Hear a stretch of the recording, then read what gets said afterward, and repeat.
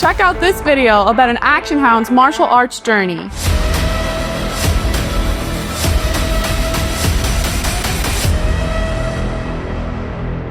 Welcome to Action Hound Media, the site and channel all about action. Life's boring, get some more action into your life. I'm going to be talking about my own martial arts journey. People may be wondering about me because I'm doing all these videos about martial arts, but what about my own martial arts journey? What gives me the credibility to do martial arts videos on Action Hound Media, right? Well, I'll tell you. I've been a martial artist basically all my life, more seriously in the latter half of my life. It all started in my childhood when my father forced me to go to karate school in Flushing, New York when I was about 6 or 7, right? I had this Japanese karate instructor who was actually a great instructor with a lot of personality and energy. He would make the sessions fun, usually ending with sparring, right? Since I was small and weak at the time, he used to let me punch him in the stomach as hard as I could. He would always pretend that I hurt him. The problem was I wasn't into martial arts at that age, you know? I didn't see the point in it. My kicks were pretty good, but I had a low motivation for it. Usually the classes were on Saturday mornings, and after a week of school, I would rather sit home and watch cartoons on Saturday than go to karate class. My dad let me quit after I got a yellow belt, after telling him that, you know, this wasn't for me. So watching cartoons on Saturday morning was way more satisfying than going to karate class. Honestly, not being a big guy all my life, I tended to get picked on. I am Asian. I was born in the Philippines and I came here when I was 4. So back in the 70s and 80s, people were more racist and bigoted. So I got into a lot of fights. Once I was in high school, I was about 135 pounds and 5'6" senior year, but I got into lifting weights to play football. I was benching about 270 as a senior, and also the starting quarterback on my football team, if I do say so myself. I'm not gonna lie, I beat up a lot of people in my high school and college years. It was crazy. I was a little high-strung, you might say, and I found that, you know, Americans tend to be more mouth than action, so they don't expect a small guy to actually be hitting them. I've been thrown out of almost every bar in the Hamptons. Even for New Year's one year, I even made my New Year's resolution to stop fighting. Then I almost got into a fight 30 seconds into the new year. It was a party in Brooklyn. I was sitting on the couch and a drunk girl fell into my lap. This blonde dude, who was a friend of the girl, started cursing at me. Like, you know, like I was doing something wrong. She's the one that fell into my lap. I stopped myself from getting into a fight with this guy. I was small at the time, but I was benching over 300 pounds and actually didn't fear much. I was ready to fight at any given moment. Regardless, I didn't fight that night, but I actually broke my resolution twice that year, even though, you know, I made a promise not to. The next New Year's Eve, a bunch of my friends and I went back to that party in Brooklyn. The party was at a huge loft with a rooftop balcony and tons of people. I wanted to go back not only because it was a great party, but honestly, I wanted to beat up the blonde guy. After all, I was waiting a year for this. As a side note, my friends and I shook champagne bottles for 20 minutes before New Year's, and midnight, we literally sprayed the entire party with this champagne. It was hilarious. I found this blonde guy on the balcony. He was basically a loudmouth type guy, an obnoxious type of guy, and I found him actually mouthing off to one of my friends, which gave me an opportunity to intervene. I started cursing at him. Push came to shove, and I punched him in the face. I got him in a headlock, and I was just blasting his face, and a bunch of guys came over to stop me and held my arm from punching him, but I was strong then and I was still punching, but it wasn't landing hard. So there was a wrought iron fence nearby, so I was dragging him over to the fence because I was gonna actually try to smash his head into the fence, but there were too many guys at the time and they stopped me, and then it was over. Mission accomplished, fight was over, you know. I waited a year for that one. So it was obvious I had anger management issues. I started working in a nursing home in Brooklyn when I started my career as a therapist, and I met this guy, Ralph Mitchell. Ralph, you out there?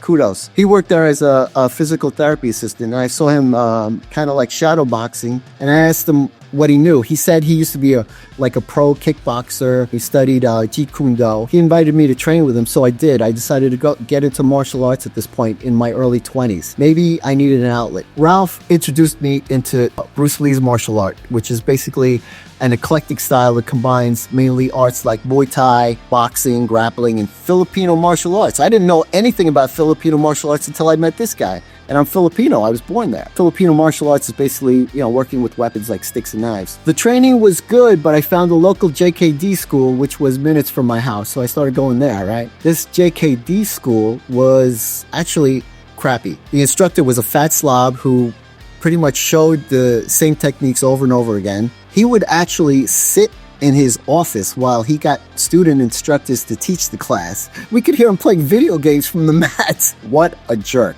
One time I went to a Saturday class to go train and was told it was canceled because the instructor was going to the Renaissance Fair. Really? So during this time, I also studied martial arts in the form of books and videos, especially Bruce Lee books, right? I was realizing that the school I was attending wasn't enough. I wasn't learning enough. I also became more and more interested in Filipino martial arts, Eskrima, Kali Arnis, being born in the Philippines myself. And I actually won the Inter-School Eskrima Championship, video to follow from this school, you know? JKD was great, but I felt I was becoming a jack of all trades and master of none. So I needed to concentrate on each martial art one at a time. My focus became on Eskrima, so I actually went to the Philippines. I went to Cebu and trained with the Dosi Paris Grandmaster, Juni Cagneti, and his nephews for about 5 weeks, 4 hours a day. It was a crash course, but I learned a lot and got to hang out with some really good people over there. Grandmaster Cagneti told me that he was actually going to train Bruce Lee in Eskrima, but then Bruce Lee died. So could you imagine Bruce Lee becoming great in Eskrima as he was with the nunchucks? It would have been sick. So I returned to the US and I actually gave my JKD instructor at that crappy school a Dosi Paris t-shirt. He played it off as nothing. I don't even remember him saying thank you for that. I gave him a shirt. He didn't ask me about my experience over there, nothing. Not only that, he let one of his instructors enter a kickboxing match without properly training him. The kid lost, but if he won, this idiot would have taking credit for it, you know what I mean? Anyway, I began training with Grandmaster Dom Cuesta in Jersey City. Met a great group of Escrimadores over there. A lot of them are world champions too. I started getting into competitions. In a nutshell, I don't want to talk about myself, but I won a regional championship, came in second in the national championship, lightweight category. I was robbed. I won that fight. And I also won the Lionheart Full Contact Championship. And it was that Lionheart Championship was anything goes, no weight classes. I was the smallest guy at that tournament, and I won the whole thing. I eventually got my black belt in Dosi Paris Eskrima. To be honest, I'm not going to claim to be like the best stick fighter in the world, although I will claim that I'm probably one of the best disarmers in the world. I became very adept in taking the stick away with over 20 disarms in competition. I attribute it to me being lefty, so I would block with my left stick. My hand would naturally fall on the opponent's stick when I blocked, and I was able to take it away a lot of times because of this natural ability I had, and also being a lefty. But I always believe anytime you have a hand on a stick, you must go for a disarm. Check out my video on stick disarms, very cool. I also concentrated on Western boxing. My brother and I used to go to Gleason's gym back in the day. It was a great gym. Every day we used to go to the box. My boxing skills went way up. Also, being a physical therapist, I also studied the biomechanics of each punch and how it should be thrown correctly with the proper technique to generate more power. So that, in combination with my physical training, my hand skills were getting really good. So once my boxing competency was there, I went and concentrated on Muay Thai. I used to go to the city and train film nurses Muay Thai school. So I developed Thai boxing competency. About this time, I also got married. I moved to Rockland. So I started training with Moti Hornstein, who was local there. Moti is a great instructor. If you're listening out there, Moti, you were the best. He instructed me in Muay Thai and Krav Maga. So training with Moti rounded off my stand-up skills. So at this phase of my life, my skills were very competent and functional in boxing, Muay Thai, and Eskrima, but grappling, not so much. I'll be honest with you. I wasn't a good grappler. So I decided to open up a kiddie gym, the obstacle gym. Since the gym was open at night and didn't have any kiddie classes, I decided to also open up a martial arts school called Chimera Martial Arts. I was able to teach boxing, kickboxing, Eskrima, but I couldn't teach jiu-jitsu because I didn't know it. So I needed a jiu-jitsu instructor.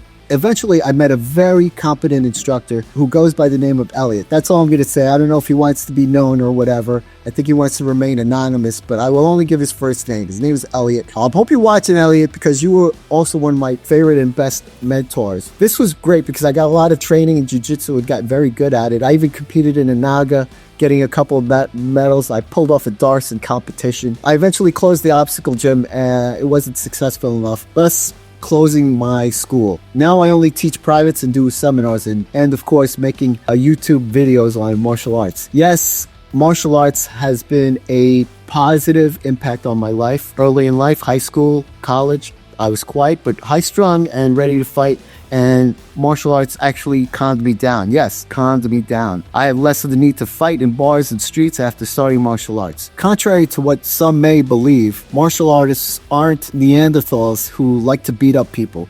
We are just people looking for our own truths. The biggest advantage martial arts has given me is peace of mind. I'm more relaxed. When you fight, like eskrima fighting, at first you are scared. A stick is coming at you that could hurt you. As you train, you learn to block the stick. You may even get hit with the stick, right? But you learn that the pain becomes bearable. After enough training, your fear dissipates. You become relaxed. Even in a terribly violent situation, a stick is coming at you to hurt you, but you are relaxed. If you can relax in a highly stressful and dangerous situation, you could relax in any situation. The stresses of everyday life are no longer problems. You achieve peace of mind. No, I'm not a brute looking to pick a fight. I just want to bring only positivity in the world. Martial arts isn't about violence. It's about peace. Action Hounds unite.